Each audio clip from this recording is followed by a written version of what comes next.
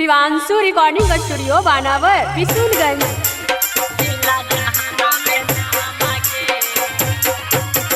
DJ Kundan Raj mix by Roshan Pujari. चीनी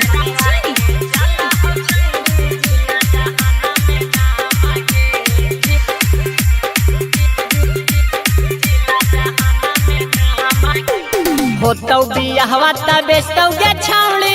अरे ये का कहला ब्यास एके होतौ बियाहवा त बेचतौ गे छौड़ी। भतरा तोर बादाम गेला भरावा के चला हो छौड़ी। जिला जहाना में नाम गेला भरावा के चला हो छौड़ी। जिला जहाना में नाम गे जहाँ तौ कर देतौ मिनट में चक्का जाम गेला भरावा के चला हो छौड़ी। जिला जहाना में नाम गेला भरावा के चला हो छौड़ी। जिला जहाना में नाम गे डीजे कुंदन राज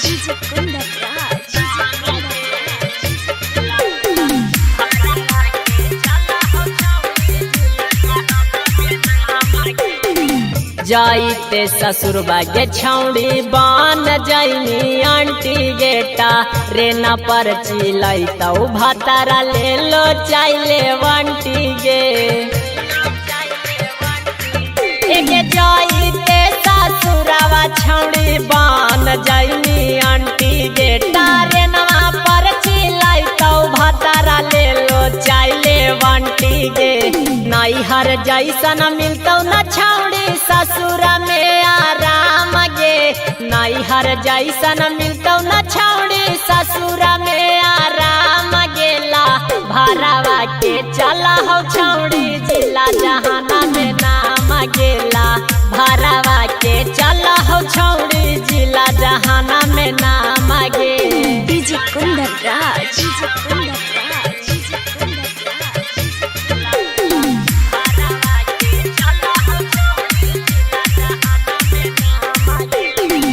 तोरो लभारावा कौमा गही के सान गे।